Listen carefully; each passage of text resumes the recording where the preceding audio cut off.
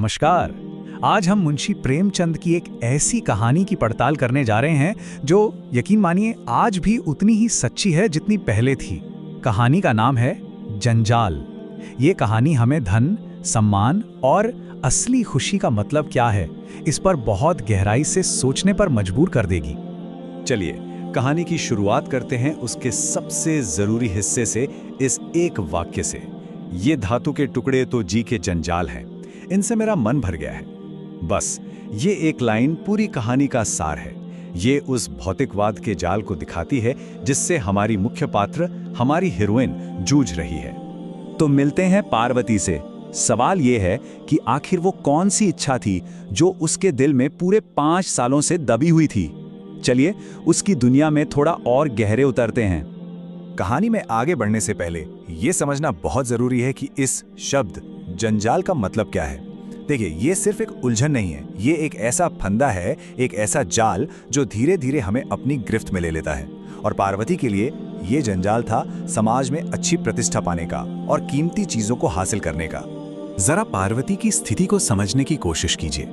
सालों से उसने अपनी सारी इच्छाओं को मन में ही दबा रखा था, लेकिन अब घर में उसके छोटे भाई की शादी थी और बस इसी एक पारिवारिक समारोह ने उन सारी दबी हुई इच्छाओं को बाहर ला दिया। अब ये एक ऐसी जिम्मेदारी बन गई थी जिसे वो और नजरअंदाज नहीं कर सकती थी। और बस यहीं से उस जंजाल की शुरुआत होती है। सिर्फ दिखावे के लिए सुरेंद्रनाथ ने उधार लेकर महंगे गहने खरीद लिए। उन्होंने पार्वती को तो ये बताया कि ये सिर्फ 400 रुपए के हैं, लेकिन असल कीमत थी 1200 रुपए। सोचिए कितना बड़ा वित्तीय बोझ, और क्यों?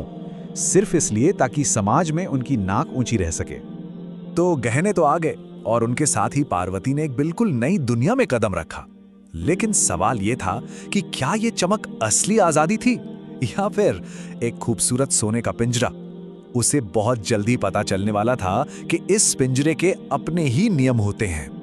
ये देखकर बहुत हैरानी होती है कि कैसे उन गहनों ने पार्वती को फौरन बदल दिया।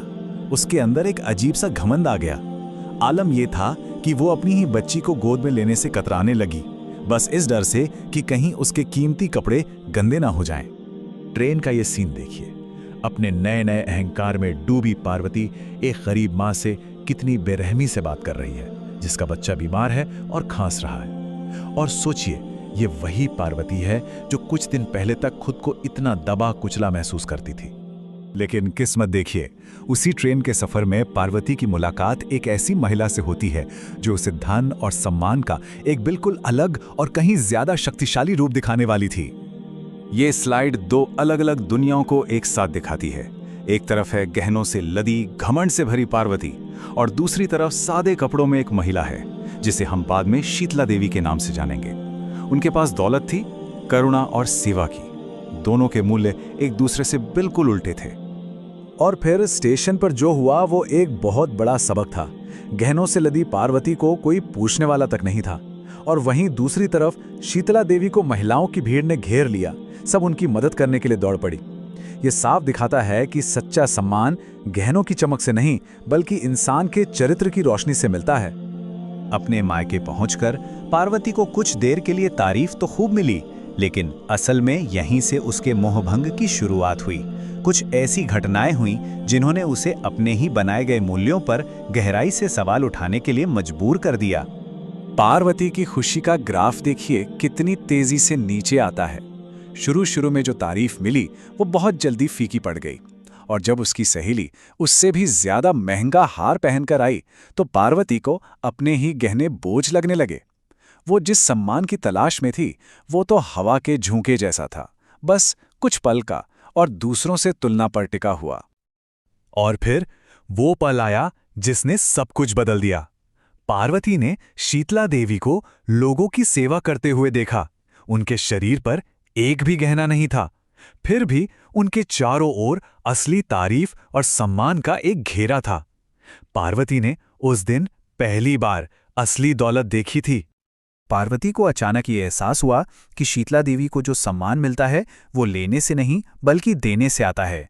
ये उनकी निस्वार्थ सेवा थी, उनका पहनावा नहीं जो उन्हें सच में अमीर बना रहा था।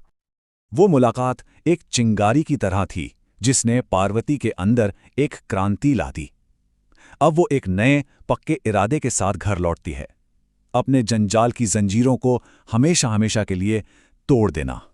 और घर लौटते ही उसने जो किया वो उसके बदले हुए सोच का सबसे बड़ा सबूत था।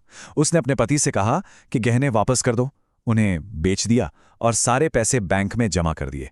ये सिर्फ एक आर्थिक फैसला नहीं था, ये एक तरह की आध्यात्मिक आज़ादी थी।